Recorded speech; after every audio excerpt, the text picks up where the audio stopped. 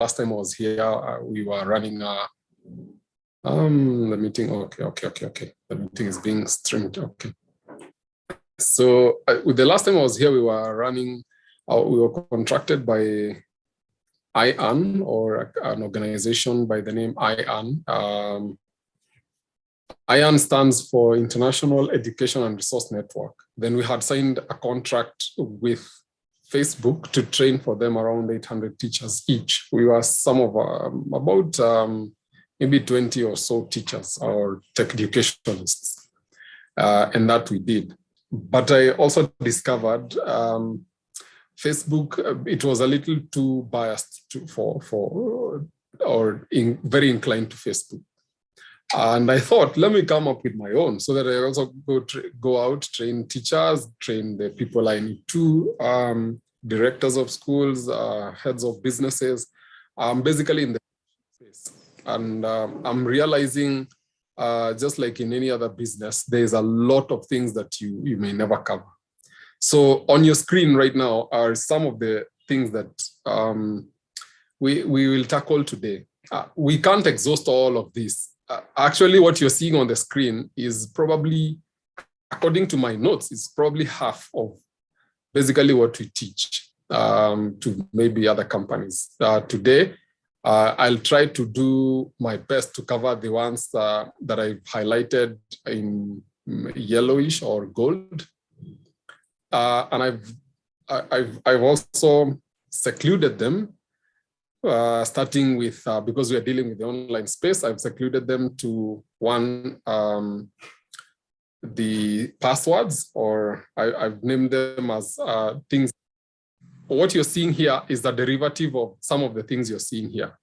Passwords, not sharing passwords, search engines, cookings and history and how they leak your information, the new emerging trend of brain hacking or neuromarketing, and the thing that has always been there about identity theft, that is also now bringing up the issues of emotional swindling and financial swindling, catfishing, by performing some things we call deep fakes or deep fake, through the technologies of social engineering or reversing the social engineering aspect.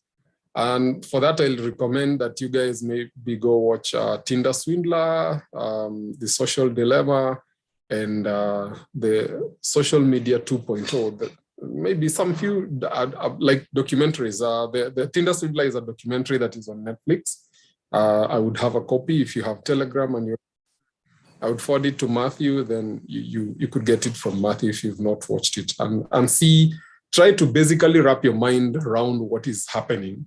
Because the reason I decided to take this course a little off the norm of people really expect, like the how to combat BEC or business email compromises, and fintech or financial technology laundering, and all these things, because some of the courses I've actually put out are the things we teach to SACCOs, heads of IT or IT managers in SACCOs, and now people in the fintech space or the financial space, and I've realized even those guys also still have their own issues. Besides tackling matters concerning fintech, I was head of IT of a financial institution, so I know a bit of the things that happen in the back of ERPs, and some of those things I learned over may include didn't really usually include things like the someone. Let me see whether I am able to mute. Someone. Okay, so you come and mute. So some things about social engineering. Those things were not there basically. We were never taught things to do with social engineering. Then no one touches on porn, and that is my my field now, especially going around schools. The other day I was at Thika High School. I've been to Mangu High School. And I'm also mentoring some few other guys some of whom are in campus.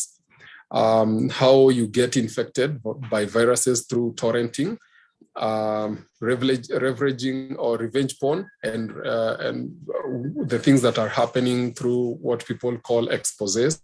These things are happening in a big way, especially in the space of Telegram, and they're not very comfortable, and most people are not willing or wanting to talk about these things.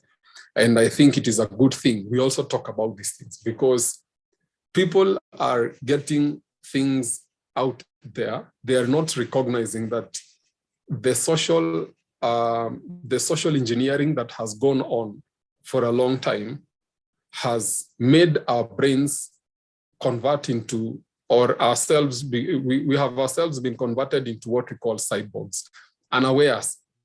And our children are going through things proana sites. They go to proana sites. Some of them buy drugs and some very bad and dark, nasty stuff that goes on in the deep web and the deep dark web. The girls are looking for the inspiration on Instagram and proana sites, and they are advising each other. And some of us don't even know, and we are parents. And I have 2 daughters.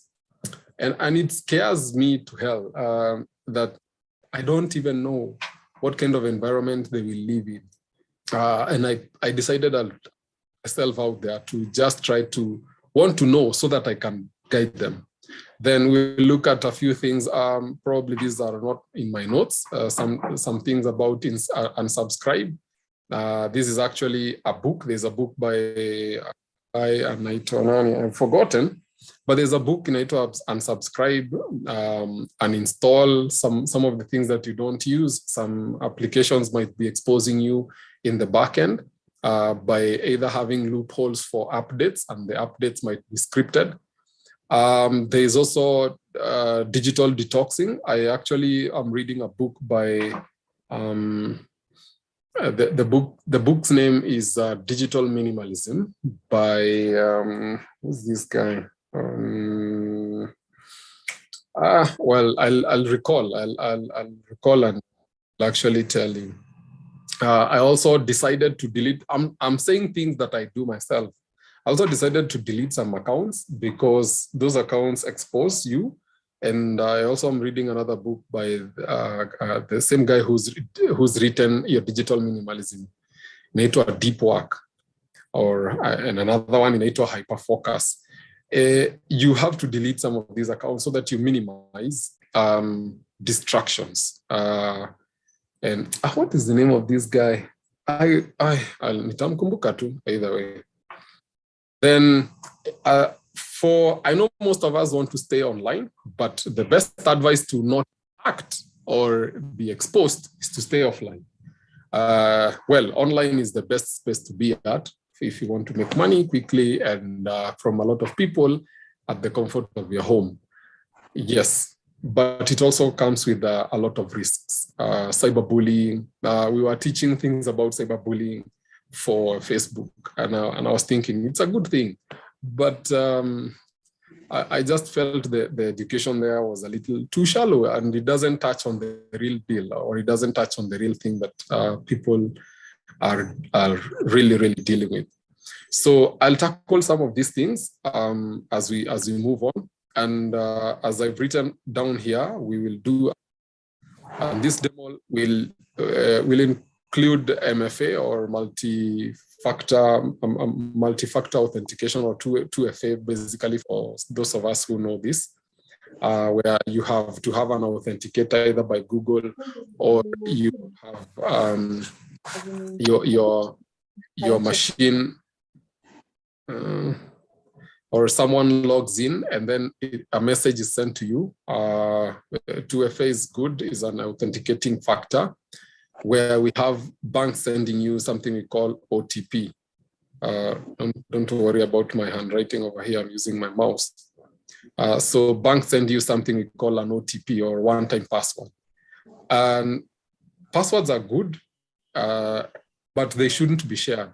Once I was working at a financial institution, and I would see guys want to access a certain email, but we had not reached our ERP by the time I was joining. So what would happen is that these guys, one of them would enter one portion of the password, then another person would be called to come and enter the other portion of the password. And both of them at that, once they are done, both of them would decide now we are logging out. Well, in as much as that was good, the passwords were shared. And if one decided to leak one password, then it means that that email is actually compromised. And it would end up in something we call a BEC attack. They are majorly in companies, and they've cost some European companies quite some bit of money, because young guys in London and wherever are making money. They do these BEC attacks. Money is sent to an account they can't access. I meet you as a friend, and then I tell you, please give me who is here. I can use as an example. Let me use Isabella. I tell you have a credit card? Yes. I need you to give us your credit card so that we have money. We are going to get like 15,000 euros. So 15,000 euros, that's somewhere in the tune of 1.5. And we're going to give you 750. And these guys are for sure young men, 15, 16 years old, but they are stealing money through BEC attacks. So the exposure of these BEC attacks, even companies and CEOs right now are not even aware, because some of them are just CEOs by the fact that they read or studied something in the field of finances, but they never did anything to do with ICT. So once they receive an email that probably that looks like a company they worked with or worked for, saying that instead of this account, send money now to this account for this particular invoice. And the guy says yes, and they send the money. And if you've watched a guy, and he calls himself Hush Puppy. He was arrested in Dubai for this kind of BEC attacks. He's Nigerian. Right now, he's in a jail somewhere in the US, and the case is still going on. So these things are very, very important. And security, a good password is good enough security. There is not ultimate security, but a good password, I can assure you, is good enough security. Those people who say they can crack passwords, then you also have to, if the password is a little too complex, you might need to is a little too simple, you might need to complexify it so that you don't suffer some of those things. And this, how secure your password is, we'll check. There's a website to that effect that I'll actually show you how to do some of these things. You can actually also try to make yourself anonymous. And the reason you want to make yourself anonymous is because browsers like Google and Edge that come with the machines that you have or you just easily download, and especially this one is pretty notorious for sharing and stealing your data for resale. Please don't believe everything you receive for free is free. You're paying a price, and you probably are paying a heftier price than you think. Right now, when Google gives you everything for free, they are also they have algorithms and some algorithmic functions in the back end of their quantum machines or quantum computing machines that try to get or try to check how they can check your data. They know, that's why they tell you to use your real name and your age and all these things so that they can determine, and even your location, so that they can determine that this person is of this age this is what they need so that they can tally that data with their machines. And all that is done at the comfort of some machines, just because some guy sat down and created an algorithm. They know you sometimes even better than you know yourself. And as we move on, you'll see with the upcoming neuromarketing and brain hacking, you will actually begin to see how possible that is. They know when you have your child, they know, they check on your Google, they check on what you Google. Google retains, if you go to Google, I'm hoping we'll have some little time to do that practically. If you go to Google activity, you see all information that is shared with Google by you and by Google to other firms, the ones that you have authenticated as third parties. Edge is improving because they've actually gotten some competition from Chrome, but that doesn't mean that they wouldn't sell your data. Only that now they have I think they have a little much more structured management that tries to follow the laws of data protection. Sundar Pichai and his mate in Google are pretty notorious for almost sharing. They have had numerous cases or court cases. A good option is Firefox because it is actually based on something we call Tor. This one, the Tor is actually, stands for the onion router. Tor stands for the onion router. And let me mute this. There's some noise coming in there. So Tor stands from the onion router, and it is one of the safest. I'll actually show you an example. It's one of the safest browsers to use. However, the more you want to be anonymous and secure, the inconvenience also increases, because some of these ads are well, they help your browser look normal. Some of the websites you go to sometimes might have so many ads that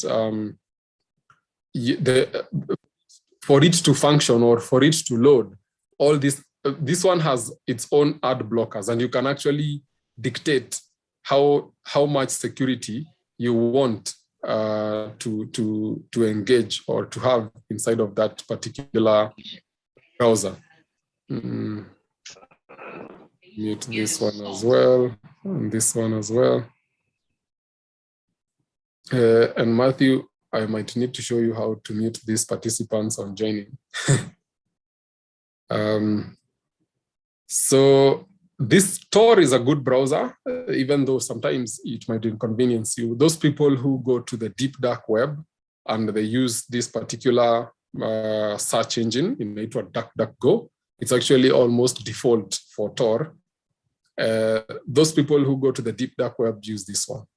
I also use SlimJet. SlimJet is also a very discreet and good browser, because it doesn't share your data. It doesn't have most of the extensions that might want to be, that Google might want you to install so that they keep tracking you. Google as a search engine also traces you on the searches you have. They can actually, with proper research, they will target you from the algorithms they have behind in the quantum machines. They will actually send you, they will actually know when you're done with campus. They will actually know when to advertise or to send baby napkins to you, because they know from your searches and from your posts, probably if you've shared your data with even Facebook, they can actually study that and know that they are going to send you the details of maybe diapers or something. And when the kid is about to go to school, they'll actually send you something else that, or other companies that will want you to invest in whatever your age or the age of your child is. So all this comes because we do something we call surfing, and we allow what they call cookies, and we leave a history. And this history is actually what we call digital footprinting. The digital footprinting is everything you do online, and it is being traced. So there are people whose business is to eat your digital footprint. And it is possible even with one click. And you can do that even yourself. Programming, even though I don't teach it, I don't practice it, ain't too hard to just, if you know a few things, and these days with online learning, you can learn virtually anything. I was telling Muga the other day, Matthew the other day, during the pandemic, I think I've learned a little much more than I actually ever did even in campus, because I've taken a couple of courses by then. I've taken 4 right now, I'm finishing others. I took a bachelor's degree in IT. I also have a couple of, I have 2 diplomas, one in computer engineering and another one in IT, and a couple of other, about 9 certificates. And right now I'm also taking other courses that maybe I may not seek certification, but I'm taking a course on neuroscience and stuff. When I read about brain hacking and brain hijacking, I decided, let me plunge myself into this so that I can see how much I can leverage on the brain hacking arena.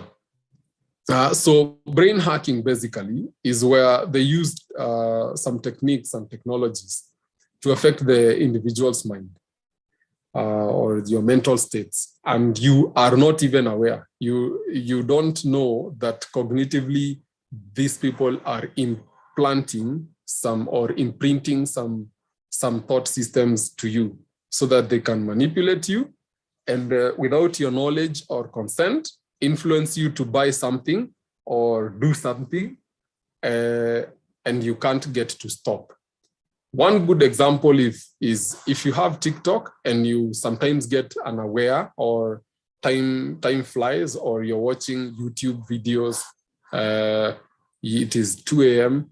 and then you want to go and sleep, or 3 a.m. you want to go and sleep, and then just when you want to go and sleep, you see a video, how to sleep better, and it's 1 hour. And then you decide, let me click on this so that I can know how to sleep better. Those are algorithms that make you get hooked, and you're not even aware that they are doing those things. They're hijacking your brain. And some of these people use EEGs, EMGs, and BCGs, SRGs, to just monitor your brain, invasively though, but they do like the ECGs, the gyro somethings, the gyro this one is a gyro what? Gyro cardiac skin response. They check how your skin responses. This one is also used in lie detection. This is it's a strap you put on your brain, the EEG, the electroencephalographs, then the MEGs, magnetoencephalographs, the EMEGs, that is a combination. It's a new technology that is a combination of electroencephalographs and the magnetoencephalographs that scan your brain, your brain activity. How your brain works is through sending call signal, and those are the signals they try to now check.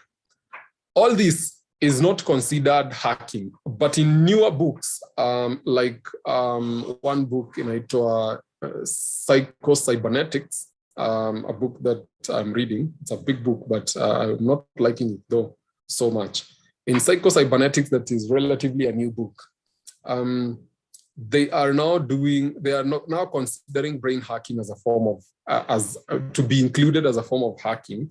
Well, those people who know about neuromarketing will know that this already has brought some issues in Europe, because people unapoa some goggles, that those goggles study how your eye looks at some equipment in a supermarket.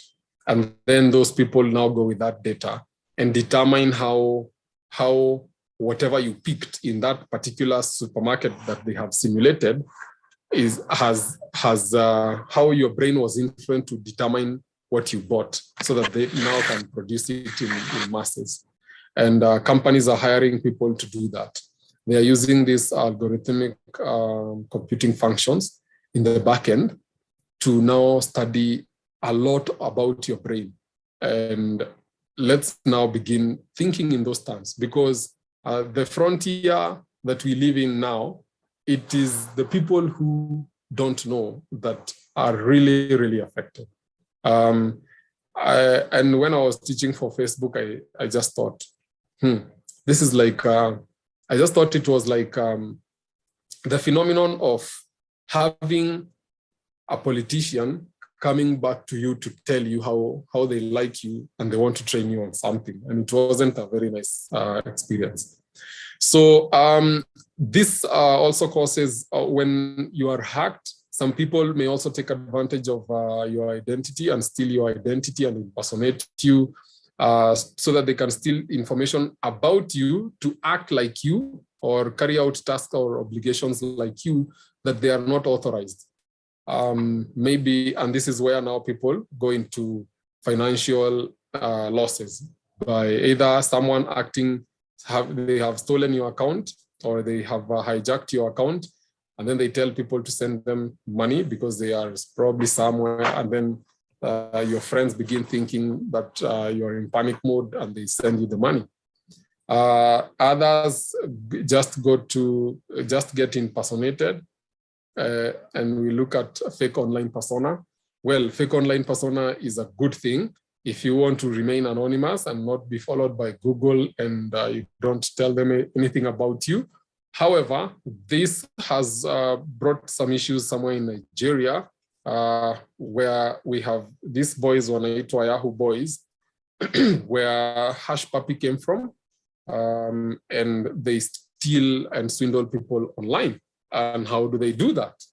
By this thing they call catfishing. And catfishing is basically creation of deep fakes, or some things that are very, very deep, by studying or social engineering an individual, or they could actually look at the kind of people that are online, especially maybe on IG, and then decide, I want to be this kind of a person. And through that kind of social engineering, they create a fake persona or a fake individual.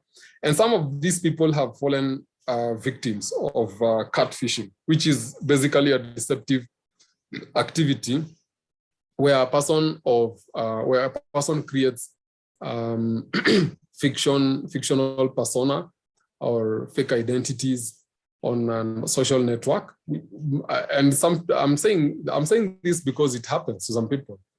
We've seen people lose money because they believe they loved someone. If you watch the Tinder swindler, you'll get maybe a hitch of what I'm talking about. As I promised, I will share it with those who may need to have a watch if you don't have a Netflix account. They usually target the victims that are desperate, probably for love. And if you give your heart, sometimes you don't know when to start and where to stop falling for these deep fakes. Sometimes we also see some deep fakes created by people to also tell people what some government form some of these deep fakes to propagate propaganda. I'll tell you, there was one, especially in South Africa, where some guys were saying the voice of a certain guy who is a financier, anaitwa Vusi Tembekwayo. They created his face and actually borrowed his voice and wording, and they used machines to create this particular fake. And they managed to maliciously invite people for a meeting that Vusi didn't have. And that is one thing that we need to be very, very aware. So also be very adept at what you are letting into your brain to understand. Let me see whether I can find that book. The book Digital Minimalism is a good book. I don't know whether digital.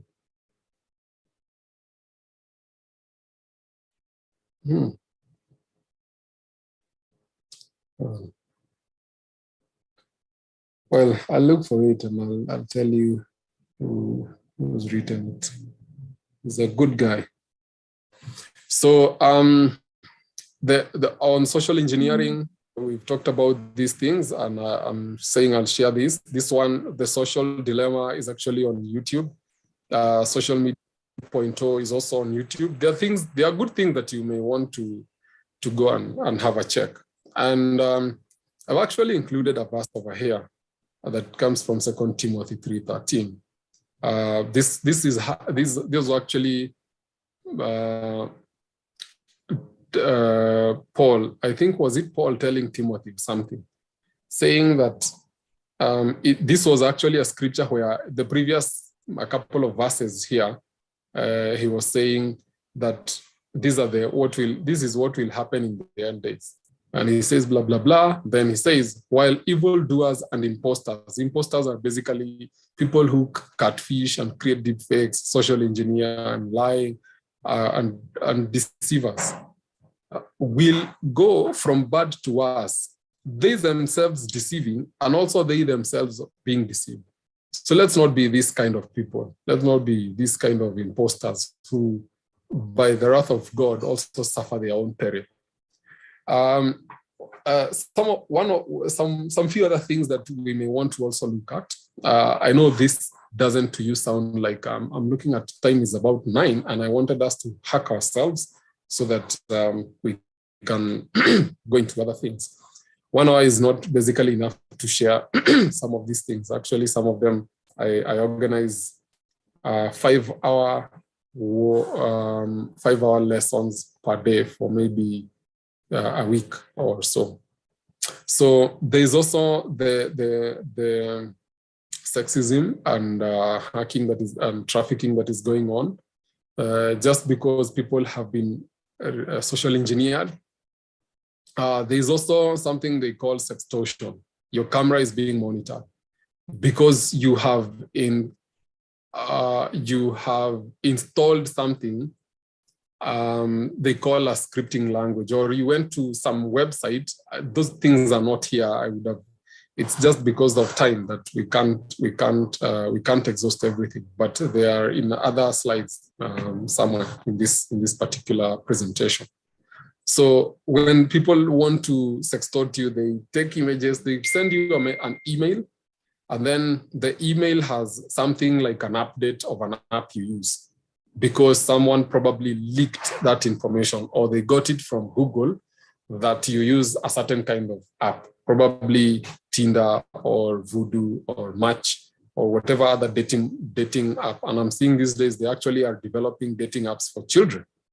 So they get that information, and then they go on social media because they also have your name, and then they go look for Stanley, and they take an image, then they pretend, or they send you an email saying that they have your nudes, but they don't show you your face because they probably hacked you. And this happens mostly and usually to those people who surf porn. I can tell you now, having decided to take a course on, or the route of neuropsychology and neuroanalysis, I'm dealing with some of these cases, especially some guys in Thika High School and some few other people, some few other young guys here and there. So they surf porn, they are not even aware that their cameras are monitoring them. So they don't know that someone is taking images of them. This person knows their name because the browser leaks your information. Then they send you an email and then they sextort you. They tell you, if you don't pay us this amount of Bitcoins, or if you don't give us this amount of money, these images you're seeing will leak to the whole world. So because you don't want to be sextorted, you either pay up or out of panicking, you actually release probably even your credit card information or whatever else they demand. In Kenya, this kind of sextortion is happening on Telegram, where I'm hearing now people, kids getting very depressed and are showing signs of PTSD. Sorry, let me delete this. They are having signs of PTSD because a child, 16 years old, does not want to tell their mother or their father. They send images of themselves nude or naked to a friend or whoever it was. And that kid now is actually in a form of extortion. They don't demand for money, but it is what we call venge porn or revenge porn. So then you find they leak even that person's number. That person anaanza kupigiwa na watu kuambiwa, we have your images, or some friends anaanza kuambiwa. There are naughty and very dirty groups on Telegram. And I actually realized they are very easy to find. Kids have them. Not only kids, even grown-ups have them. And they are utilizing some of these things. And it is so bad. The situation is so bad just because we are not talking about it. Well, I am deciding to dare to talk about it as a form of hacking and deciding to stay safe. All these things will leak your information. The other one is torrenting. And I'll share my screen to show you some pages of torrents, for the sake of those of us who may not have that. Torrenting without a VPN is very risky. VPN, you have to have a virtual network. I'll actually share with you one that I use. Even though free VPNs are not good, there is actually, well, one that I thought was a nice one. Only that now it was it was bringing some few things about, it didn't cover me. Let me just say that. It didn't cover me and what I wanted to see or watch or have. Then we'll have a look at deep dark web. This basically, I don't like going this route unless I know someone, because this is where people get lost, where people just do all sorts of things. You can actually hire someone in the deep web. Let me mute that. You can actually hire someone to commit some form of larceny or murder on your behalf, and you pay via Bitcoin in the deep dark web, and you completely remain anonymous. And if you also wish to get evidence, they can actually give you the evidence. So this is just a definition of sextortion and how payable. How you make the payments through non-fungible tokens. This is supposed to be NFT, not NTF. Non-fungible tokens. This is actually also new technology where people are creating digital assets and sell them for millions of dollars, even in minutes, depending on the demand. It's an original. This is actually a product of blockchaining. It's a product of blockchain technology and cryptography. As long as the two people or the people involved in buying and selling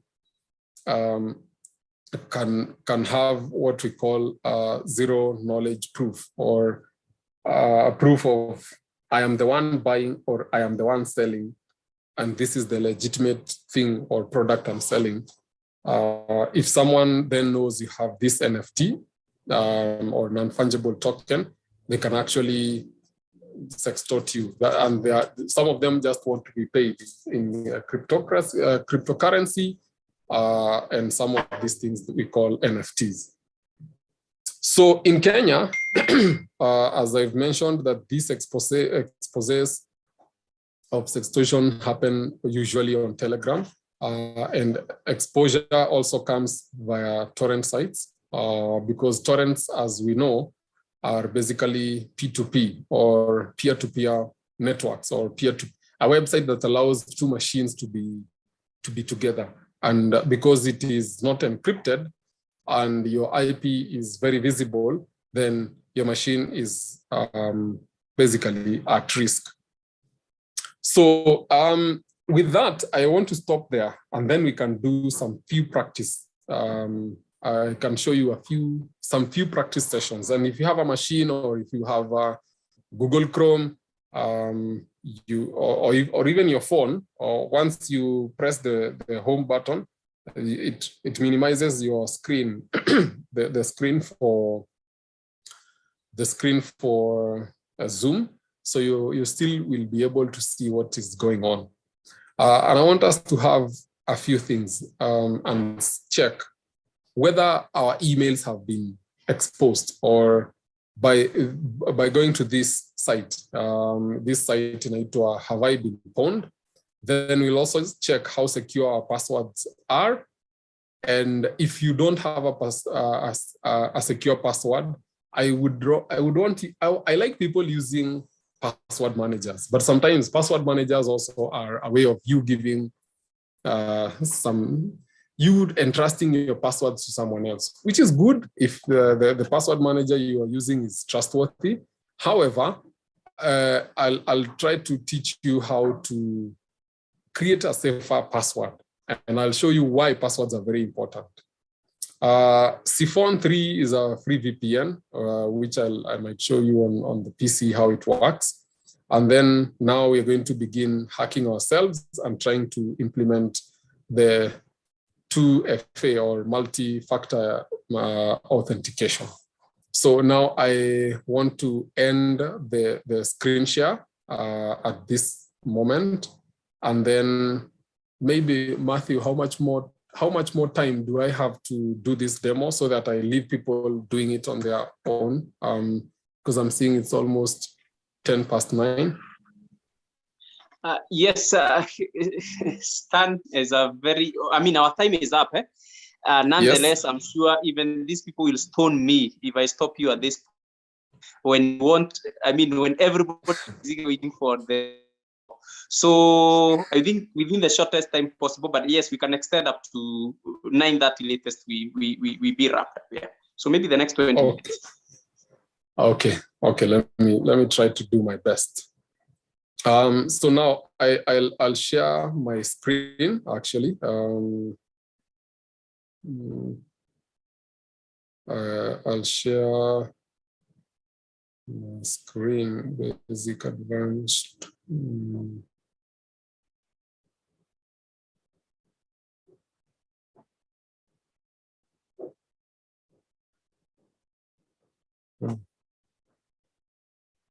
So whiteboard advanced, where is the screen?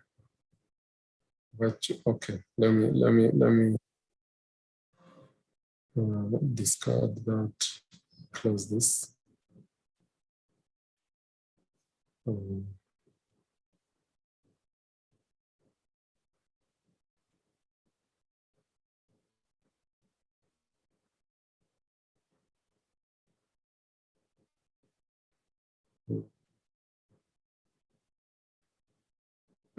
It's sharing this. That is a screen for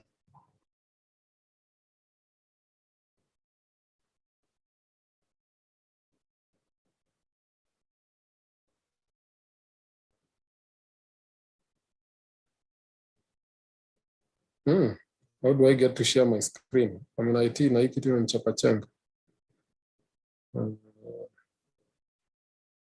PowerPoint in virtual background now, outboard now.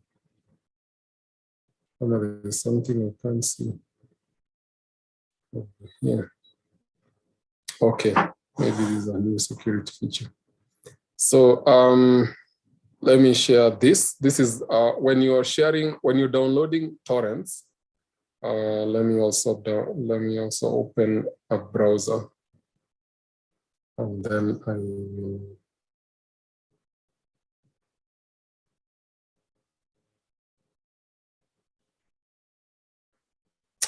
Okay, let me come here and share this.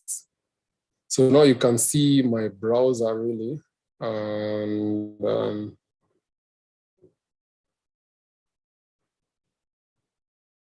so I want to show you how Google Google activity. What kind of information you have with Google activity. And this is something you can also do. You see, then it loads this page, Google activity. So I have to sign in. So I have a couple of, which one? This one is the one that I use most, so it should have a lot of activity. And here you may decide to show password. This is a live meeting, so I don't want to show password. So, and you see, this is what now comes on my phone. I have to now click a yes or no on my phone if I want to now log this browser in. So I'm tapping this now so that it now logs in. That is the implementation of 2FA, or the second factor of authentication, so that no one logs in, even if they have my password, no one logs in to another browser without my phone. And if you come here and manage my activity, so request for verification, no. Okay, now you can see activity here. This is on. You can check. These are Google searches, my web activity. Where does it show these things? I thought.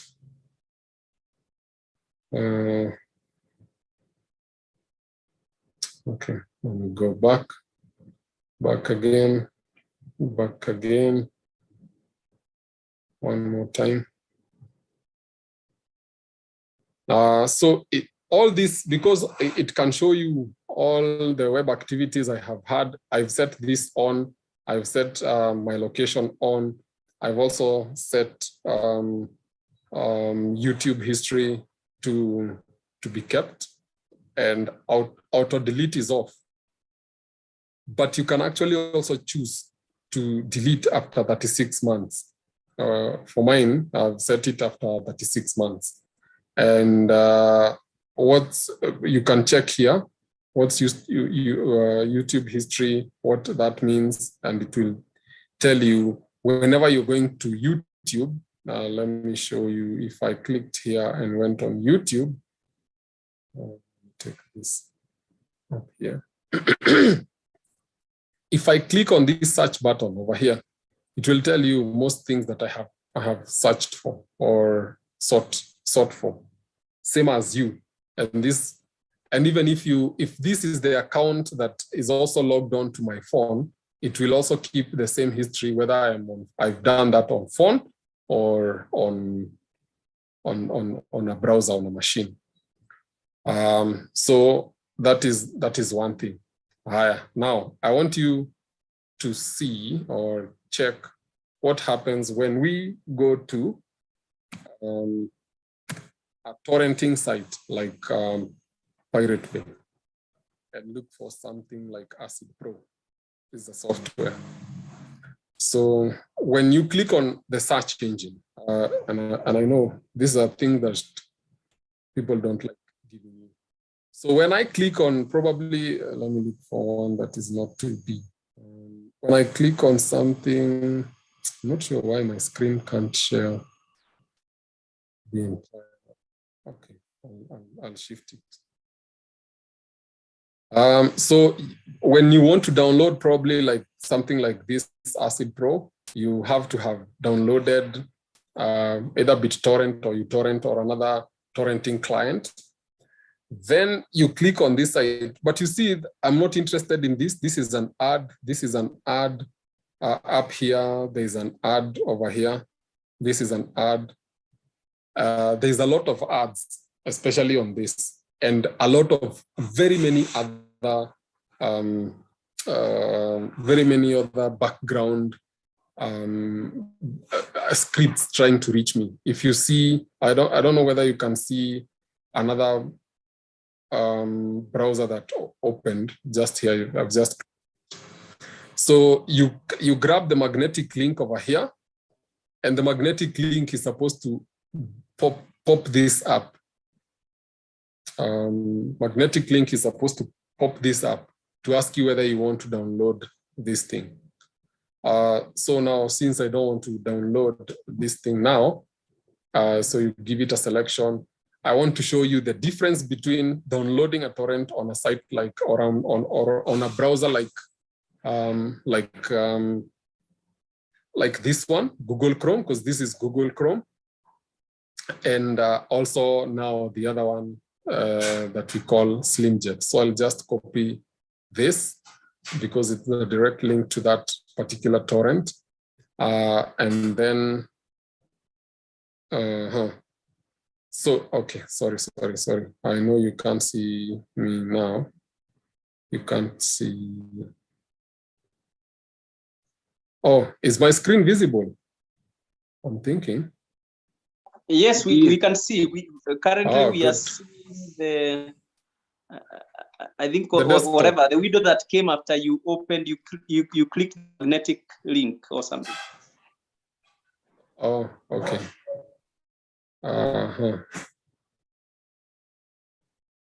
All right. So now I want to. I'm not sure why I can't share my screen just like that. I should have.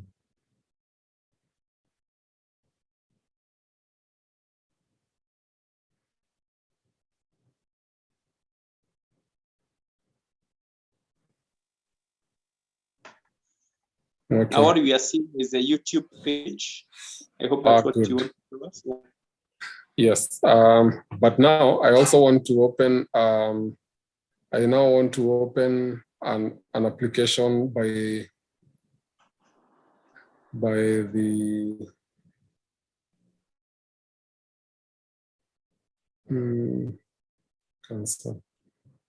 by the name SlimJet. It's a browser actually. Now I can share that with you guys. I hope it's visible.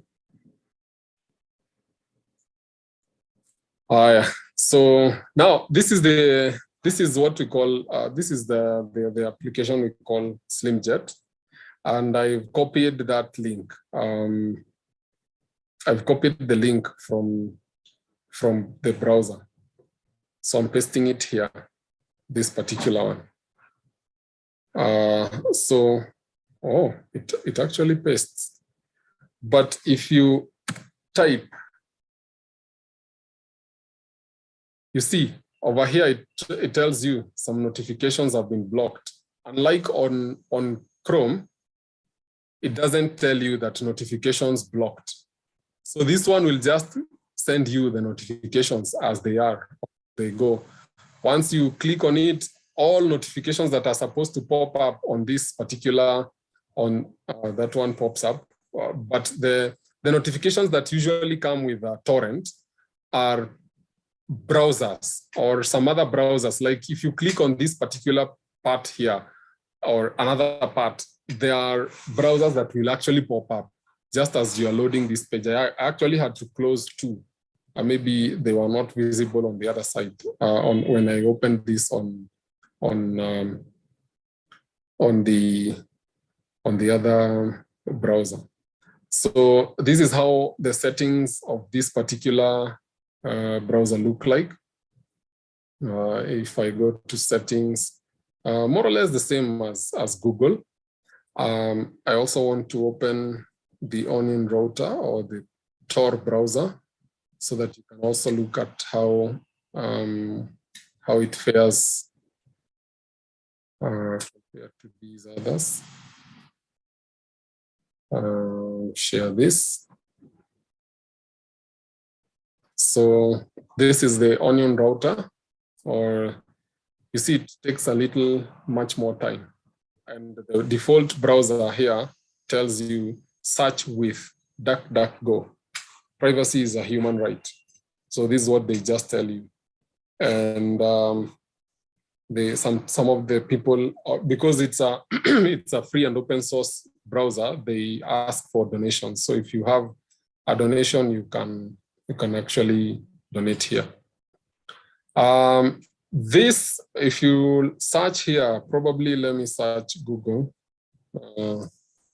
You will see that it has a little delay before it loads this page, but the page is very, very clean without any other things that come in the background, like pages that want to sell you stuff. Well, if you go to Google and open another tab over here, have this, let's see.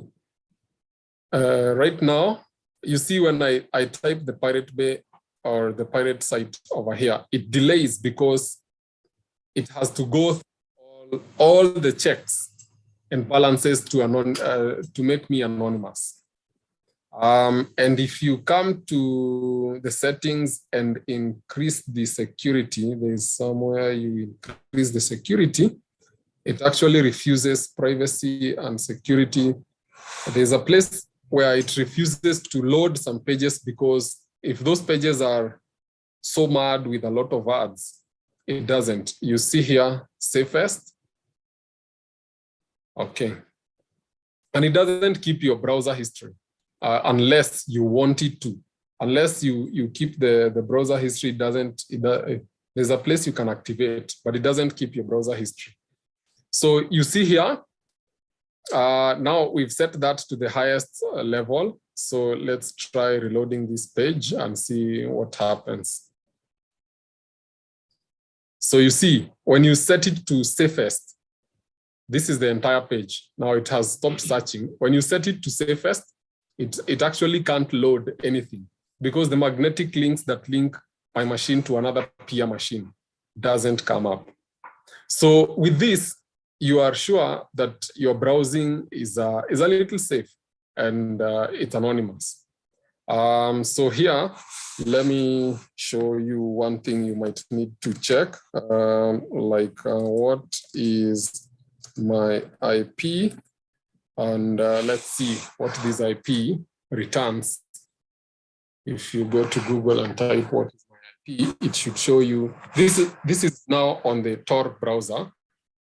It can't return even whatever, unless now I check back the security to standard and see. Let me reload this page and show you what happens. You see it searching here.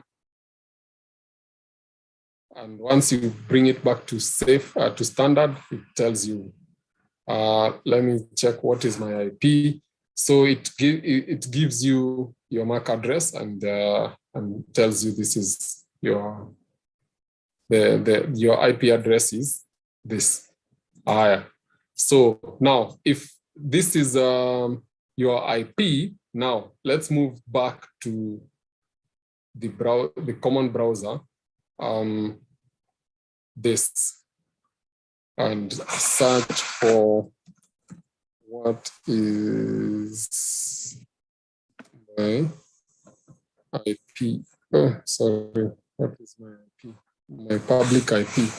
So you see this one is very different from the one we are getting.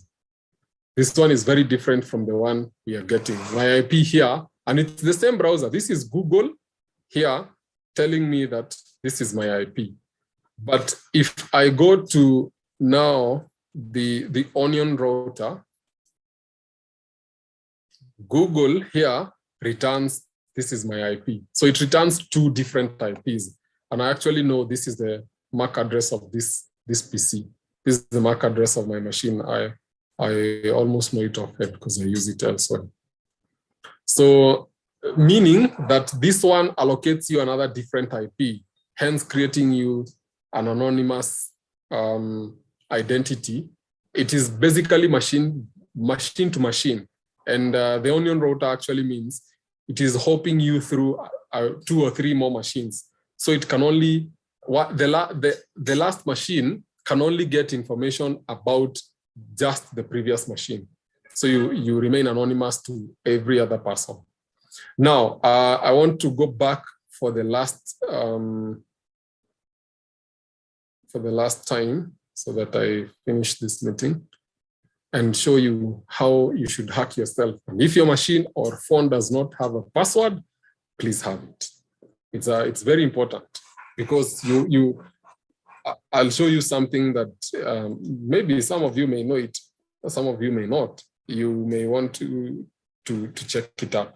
So on your browser and on these ellipses over here, if you can see them, I'm hoping this is visible. On these ellipses, you click and go to settings. This is where we have settings. So you come down here. Basically what we want, you can search. What we want is passwords.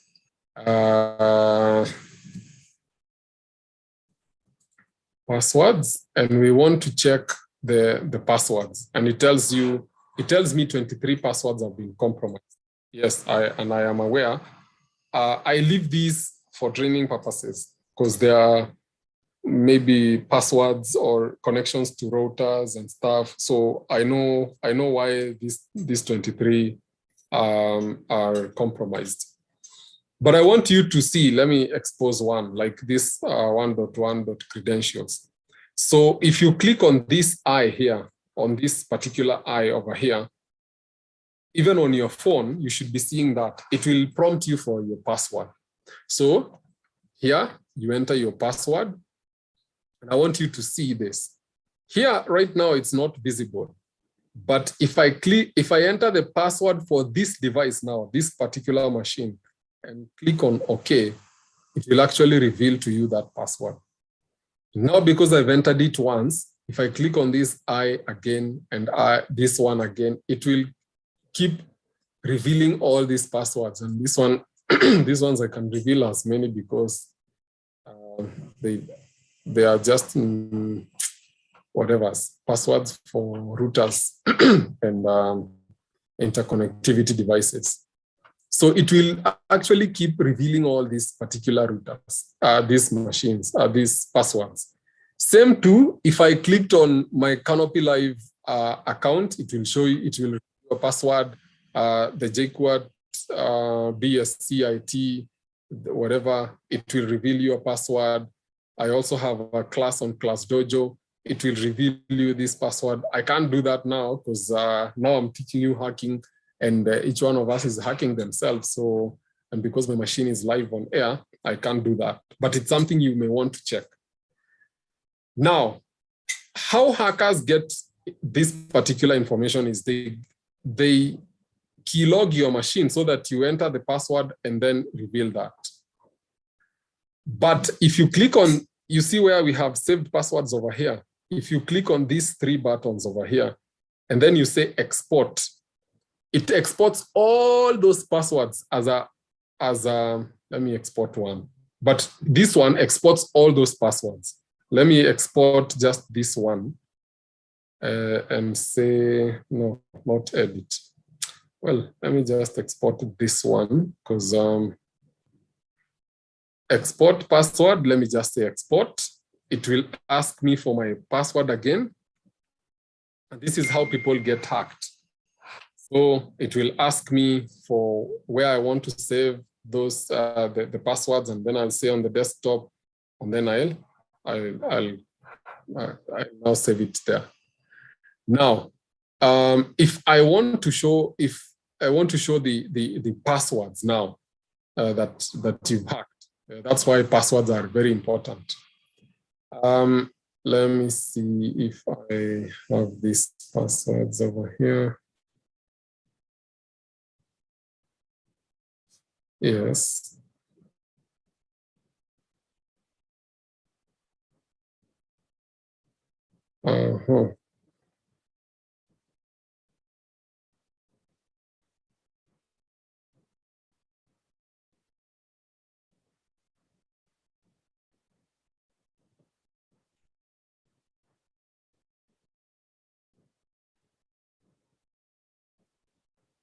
Yeah, so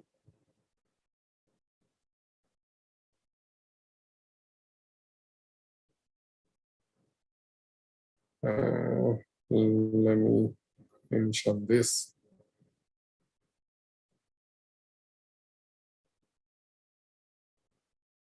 Okay. Now I want to show you some of these passwords.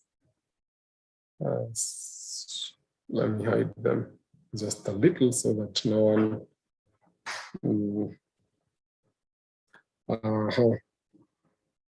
Resume share. No. Let me share now this one. So now you can see over here, as you're seeing on this particular whatever, all these are my accounts. And let me move this slowly. I've hidden the passwords a little so that I don't get hacked in the line of duty. So these ones here, over here to the right, here, all of these are passwords. The 23 are part of the ones that have one particular name.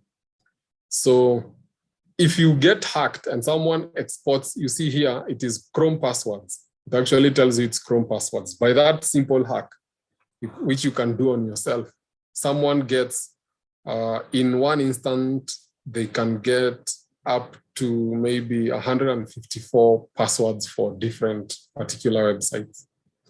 And that is a risk. So that's why it is very important for you to have what we call proper passwords. Because when you're hacked, that's pretty bad. Lastly, I want to share the application Siphon. Let me share it. That is actually a VPN. So Siphon is connecting. It tells you here it is connecting, and I want to show you how basically Siphon is connected. So you can go to the settings. No. Where do you change the connected?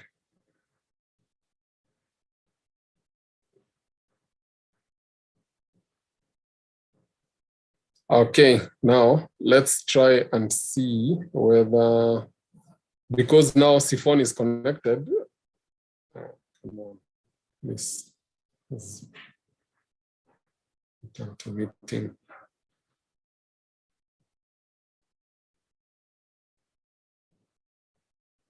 So now here is Siphon.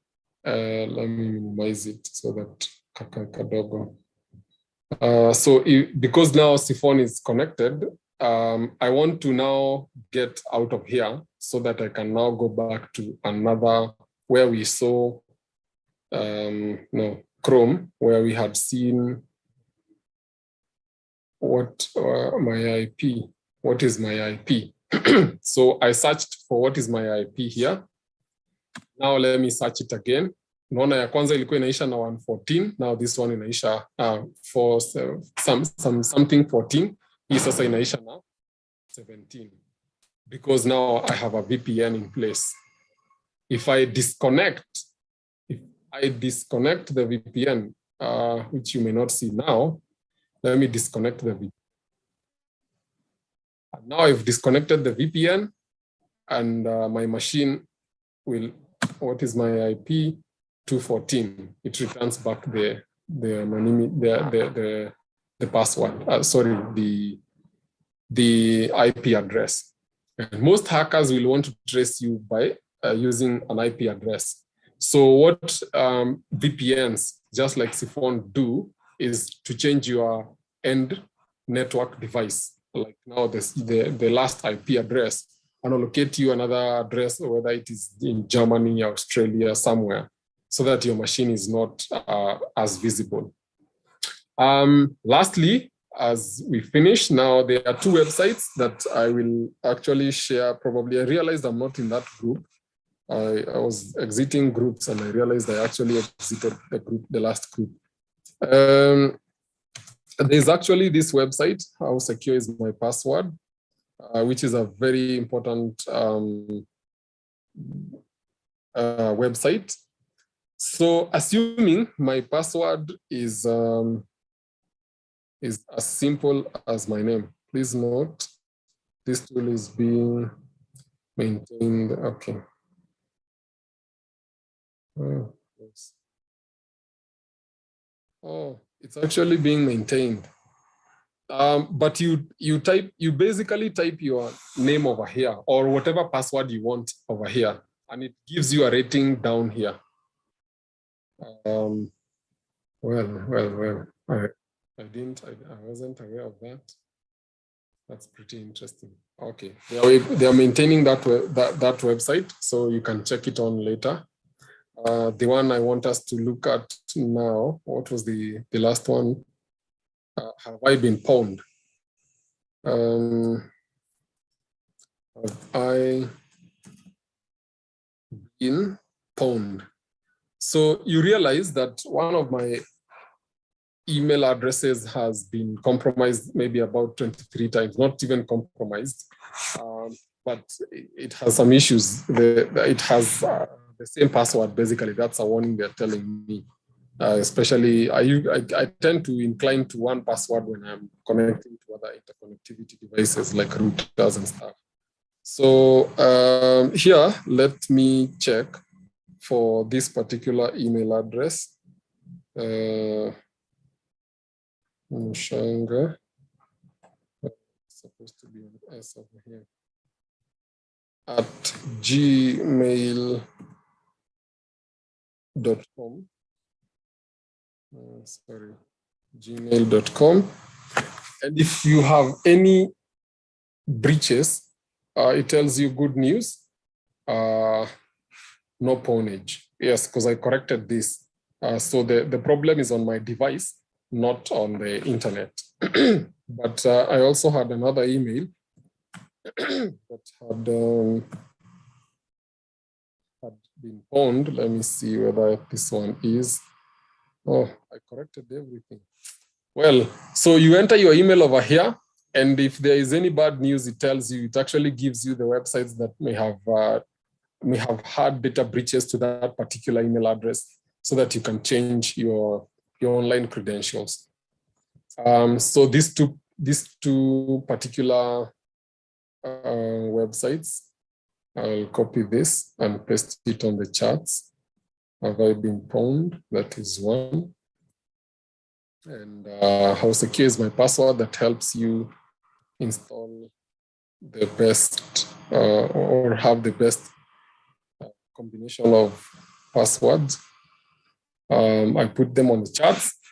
However, one of the ideas that people use to make a proper password is have a phrase that only you know. And then now that phrase, you can make some letters, you can change the cases of some letters, and also interchange some letters with numbers, as long as it's a phrase only you can remember. Like, I love my dog, or I love my goat. Let it be one word, and then the word goat, the A is an @ sign, but only you know that, for easy remembrance. So you can have phrases that you are the only one who knows what numbers or letters you interchanged. Thank you so much. I've done my best. I think I'm sorry for going a little overboard with the time. Thank you very much.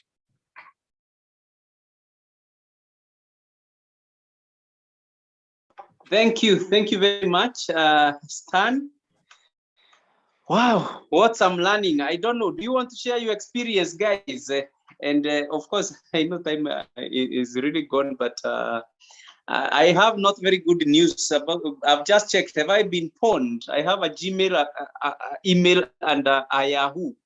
I've just checked my Yahoo, and it is telling me, oh no, pwned. Pwned in 6 data breaches and found no pastes. Subscribe to such sensitive breaches. So what did you say I'm supposed to do? I rarely use that. Can you access the, is it showing you websites? The websites that have pwned me? Yes. No, it's, I mean, I'm just seeing that. I wish I could share my screen, but it's my whatever on mobile. Oh no, pwned in 6 data breaches. Or am I supposed to click that? No. Yeah, actually, it's a link. What does pwned mean? No, that link is taking me to, I think, some FAQs. Okay. Yes, and not. So basically what you do, you just, if that email address is still accessible, you just password and have a stronger one. Those things happen because especially Yahoo had previously had what we call data breaches. So they were hacked and some people information. So when that information gets into other hands, other people now begin buying it to resell to others, and the resell also like forms a domino. So that's how maybe you may have ended up in 6 data breaches. Well, it seems my problem are not only in Yahoo, even Gmail. My main email, I've checked it, and it also tells me I have 2 data breaches. I think I'll see you on the site because I at some point, was it last year? I saw a message from telling me my passwords, which I have several of them. I think I have some data breaches on several passwords. And so I went and changed my main Gmail password. And after that, I got a message that now I'm okay. So now I'm surprised to see I'm pwned on 2. So I don't know whether they relate with my previous data breaches or something, but I think I'll see you on the site so that I can also allow others. But I mean, how practical this must be. I mean, you can see for me, I'm checking real time. And I'm seeing there's already, reason for worry on my side.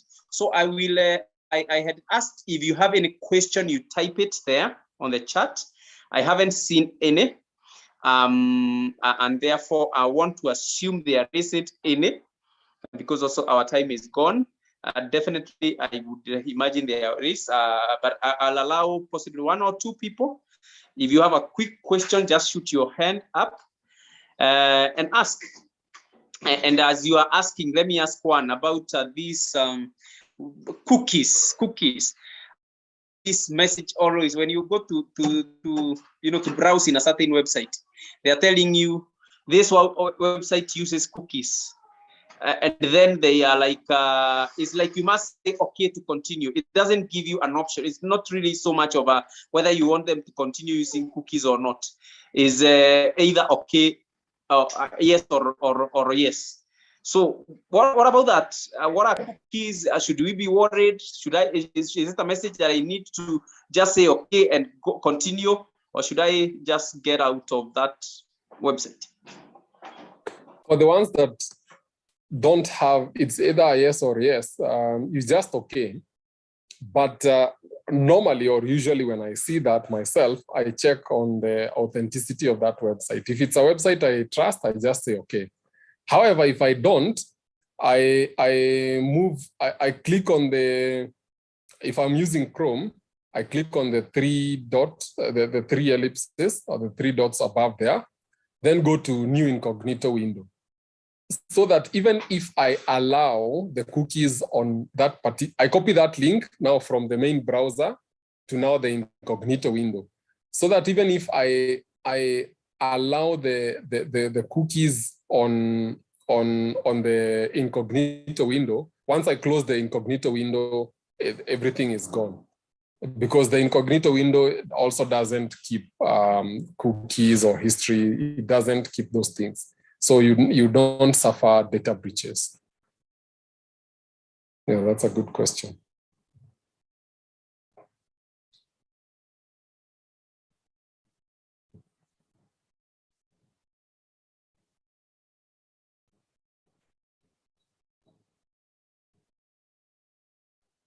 We can't hear you. Oh, sorry.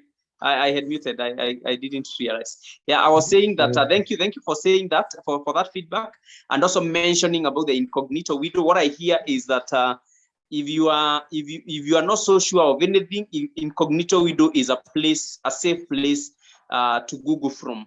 You are not likely. I mean, you're not likely to leave traces and to be hacked. To give fodder to hackers. So thank you. I can see a hand by Isabella. Paul Sana Jenga, I can see you are like me. You are also pwned. George Kimori. So clearly we are sharing a problem. Yeah, please go ahead. Yeah, thank you, Matthew and Stan. I wanted to ask, in the case of an antivirus, where yes. It prompts you from time to time about updating, and then it tells you, you're exposed to hackers, and then maybe after another 2 weeks it comes back and tells you your machine is secure, yet you did not do anything. What's that communication? Well, if a machine, I hope I'm out. Yes, I'm out there. If a machine tells you, you've bought, let me get this clear. You've bought the antivirus, and which antivirus is this? Avast. Avast, the premium or free version? Premium. Well, if it's a premium version, so what they do these days, they don't store updates on site. They have something they call, I've forgotten the name, but it allows the updates for security of your machine to not be on site so that it doesn't slow down. It is also replicated in Bitdefender, and I'm also now beginning to see it on Kaspersky as well. So what happens is that by that time they're telling you need to update and do all those things. Well, that is the best time to actually update. However, you can set automatic updates, and if it updates and it tells you that you are, at some point you see you are exposed to hackers, it either means two options: either you are out of date, or the network security was off. And if it was off, then once you update and it brings itself on auto back on automatically, then it secures you from these particular hackers. So it means when you don't see it, and if then the antivirus is especially Avast, Bitdefender, and Kaspersky, the ones that I know I can speak of, I can speak for, you get those updates are done by the servers of those particular other machines. If you don't see that message, or if you are told you are secure and you never updated anything, or your machine didn't go online, there's a problem. There might be, let me not say there is, I don't like absolutes. There might be a problem with that particular antivirus. But if you went online even for 2, 3, 5 minutes, inajiupdatingi, alafu, it keeps you secure, so it tells you you are secure. Okay, thank you. Yep, karibu. Thank you very much, Isabella and Stan, for the response. Yeah, maybe one more question from me. There's a place, there's a website called tubidi.tv that I like downloading music from. and you can recommend another one. One thing I've seen is that I mean, it's a common one, and I think that's what you were explaining earlier, where I just I click on it, maybe I search the song I'm interested in, and then automatically it opens other windows which I did not prompt, and those windows are either telling me Betika or something, or is giving me something like is telling me your antivirus is expiring now, or is expired and you're at the risk. I mean, your account is I mean, there are these, I mean, red flags, that your account is being hacked. You need to update right now. Of course, I never click anything on those, but I mean, those scaring ones, either it's selling me bets or scaring my antivirus is expired. Do you want to make a comment about that? Yes. Basically, what happens, you see, when these guys are set, and that's why I would recommend, if you want to be a bit secure on such, if you are using such kind of a service, some of these services have suffered something we call phishing attacks, or some other people want to create. There's something we call HT tracks that is used for cloning websites. So someone clones a website. It's a form of actually an attack, or it's a form of hacking. So someone gets your website or goes to your website. They feed the URL to your HT tracks. They clone your website, and then if they keep trying to steal your domain, or another thing that would happen is something we call URL hijacking. Like if you have a website, matthew.mogo.com, I come in with my own domain and then steal through URL hijacking. There's a way you go into the back end of the domains and then you steal that. So, or you point another malicious link, kama hiyo sasa tubidi, unaiweka ikuwe ina point to that your particular domain, your domain yako. So every time anyone enters maybe anything else, Stan.Mushanga or something, and then aingie somewhere itaguzana na, if kama tumwai guzana na hiyo website yako ya matthew.mogo, the moment ataklik hiyo, badala iende huko inaenda now to another website. And then mine, I also use something we call SQL injections. SQL injections ni huko nyuma zina inject some kama uko na database, zina inject things that you don't even know, or you're not aware, ama you don't even want. So hata watu watubidi, probably they actually don't know, or they allow, wao wanajua, we are going to allow Stanley to aweke website tumpatie what we call an API, aweke advertisements zake hapa, either on to the left or to the right. So hizo advertisements, they give you access to those things. But jua watu mwenye website sasa, mwenye hiyo domain, anapea watu hiyo API ama access kwa hiyo domain yake, then they put things inside zenye hata labda yeye mwenyewe hajui. Hizo vitu zinaweza kuwa na some things we call scripts. Hizi scripts, they are the ones that now demand you or prompt you to install. Hizo kwanza za antivirus. If you install, you can be sure you might suffer, because those ones are zinakuaga na something we call a scripting service. Your scripting service, it probably would have another some malware ama malicious software kenye katakuprompt to install kakitu tu, utaona tu ni kakitu kadogo na utainstall. Kumbe labda ni keylogger, na hiyo keylogger inasoma whatever you are typing, especially when anytime you click on a field yenye unafaa kuenter password, ina capture both username na hiyo password. So don't click on those links. Just close them, ignore them. For safety, either if you want to download such kind of stuff, enda kwa inaitwaje,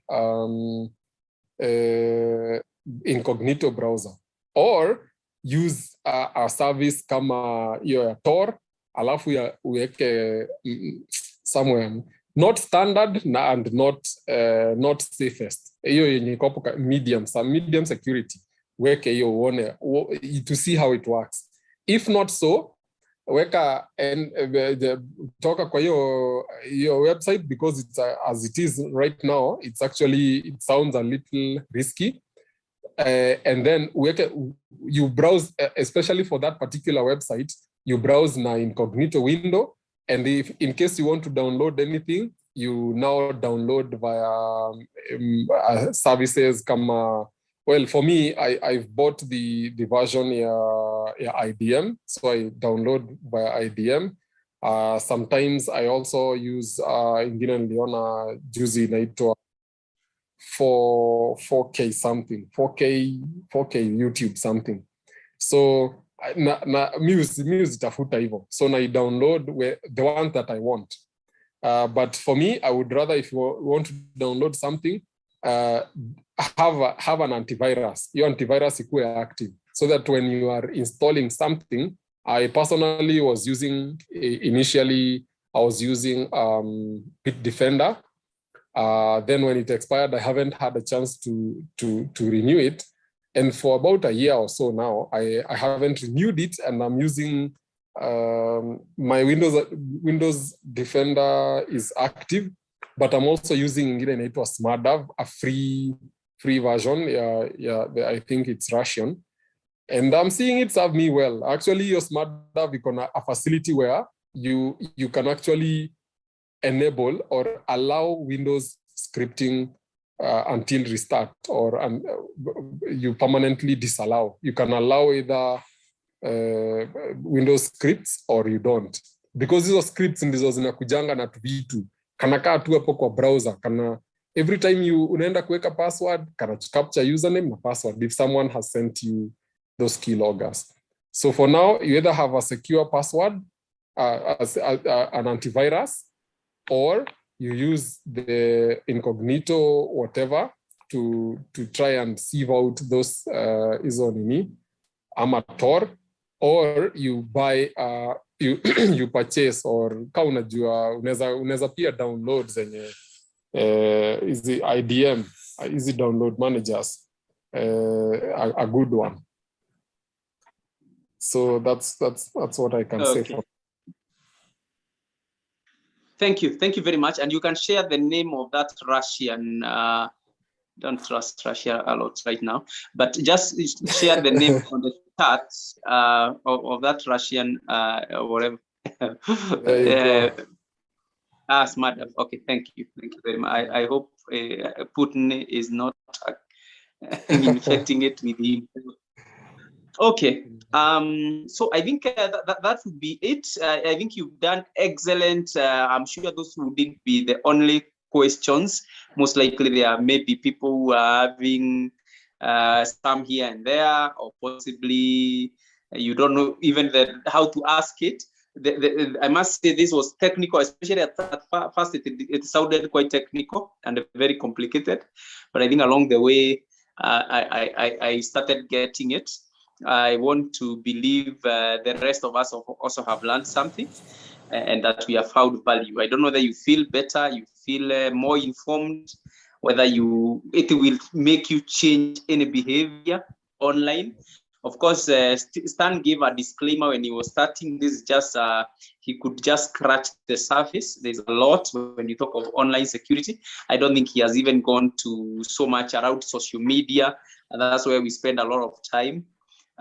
You know, what are the dangers there on Facebook, these groups that we keep joining, and so on and so forth. Are there risks associated with those? I know you talked about you know, what did you call it? You know, the way people read my mind just because of the things I've been searching, and they are able to, you know, just tell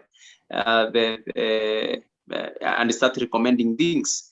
And that was quite interesting to hear. You know, when you want to sleep is when you a video telling you how to sleep well, and it takes you the next 1 hour. I mean, clearly, that's true. I mean, every now and then you just go online, and the things that bombard you. You know, if I'm on Netflix, like myself, I am, every so often I reminding me, we have not seen you, we have missed you. We have not seen you for the last 30 minutes. They are sending me notifications and offers. I mean, this is a new video. Do you want to check this? This is related to the other one you watched. And then, I mean, and the temptation is there to just click, and of course you click, you find there's a series that you need 30 hours to watch. And and clearly, I think you might live online if you don't, take care of yourself. If you don't, and of course, majority of these things will always look useful. If it's not a movie, it's an article, it's something. I mean, they all always look useful. But of course, there is a life beyond being it online, or maybe there's even much more that adds more value to me and to the rest of the person. So I want to believe, guys, this you've learned something. I want to believe you found value. Is another session. I work online, and this really helped me a lot. I'm happy to hear that, Frida. Kumbe ulinitumia hii private. Okay. Yeah, sawa. You will answer that question by George Kingori as you close. But yeah, I can see Frida is asking that we organize another one. Maybe I don't know. I'll see whether we can be able to possibly just maybe Stan, you will give me on the side. You can tell me how much time it will take to cover end-to-end this whole thing about security. We see whether we need one single session. If it takes a lot of time, then we organize for a paid-up session. You guys pay a K. Let Stan come for several days. Let him train you everything that you need to know. I mean, again, actually, this is what he does for a living, training. So I would also want to him when he comes and spends the whole of his time offering you this, then at least pay for it. It's the right thing to do. So Stan, I think on the side you will tell me how much it will take, and then we can see whether if I get a few people who are interested, then I mean we can organize a class. Oh wow, Frida is ready to pay. Thank you. I think then we already have one person who is willing and finds value in this. And definitely, I think we'll organize. We can, for me, I mean, I can organize within the shortest time possible. So we'll chat. We'll talk with Nani on this, with Stan, and then we'll get to inform you. I hope you're in our WhatsApp group, Frida, and the rest. So anybody who is not in the WhatsApp group, just let me know so that I share the link here. But I want to assume that all of us are in the WhatsApp group, and therefore you will be able to see the updates there. So I think. It's already 10. We have taken 2 hours, but I want to believe it was worth everything. So I want you to make your closing remarks. Okay. Share the link. Okay, fine. Yeah, somebody is asking for the link to the WhatsApp group. As I share that, Stan, please go ahead and make your closing remarks, and then we call it a night. Okay, before the remark, let me answer Bwana Kinori. He's saying, I found my paste title. I think it's my IP address or something, because this is an IP address. So these IP addresses will be very different for different devices around, depending on... Yes, I can't hear you, Stan. I don't know if it's my network or yours. Can anybody hear me? How about now? Okay, yeah, we can hear you now. Yeah, so I was saying, before I make my remark, let me answer Bwana Kingori. I'm seeing he's found his IP address. I think that's what he meant, as 142.44.253.104. So I was saying, this is the end device that you're connected to. Ile router yenye uko connected kwake saizi, hata kama ni ya Safaricom, that last interconnectivity device is the one, it shows an IP address, and that IP address is public. So it's the one that now you're seeing here. However, if you use a VPN, through VPNs, that IP address is changed from what it is now to another one, so that your machine is not, this IP address, ndio tu bado utakuwa unatumia, but it is not the one that will show, so hackers can't intercept you and they can't really get you. It's a kind of a kidogo technical and complicated matter, unless I draw or show you what really happens in the back end. As my final remark, I would say we are living at a very, very great time, especially we, the youth. Right now, we are seeing politicians come tell us this, tell us that. Ukraine and other people now are fighting.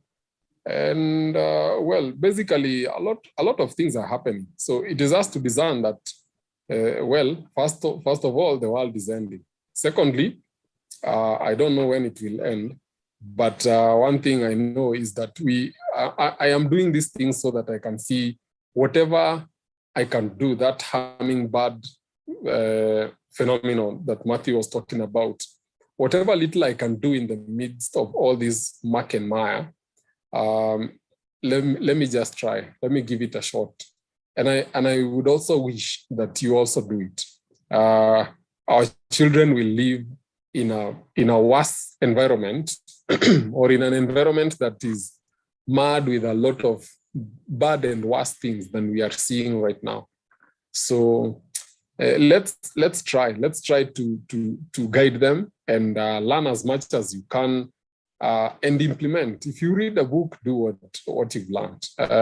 If you do something, if you get some new knowledge, try to see how you can either help yourself if you can't monetize it, because that is otherwise there's somewhere the Bible says, actually in the same book of Timothy, where Paul was saying, many are always learning but never coming to the truth. And coming to the truth is making that thing that you've learned active in your life, either by monetization or by you living a better life because new knowledge has come. And that comes because you've decided to edit or change your mind, because people expect that, oh, I'll go read a book, I'll listen to a podcast, I'll listen to somebody, I'll learn a course. But if you never change your mindset, you will never change anything. And they say those who never failed, never tried anything. And those who never tried anything, never dared anything. And those who never dared anything, never changed their minds.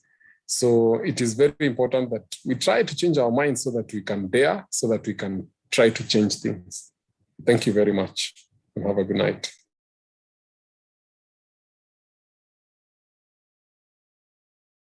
Thank you very much, Stan. Very wonderful words of advice there. And of course, a lot of learning tonight.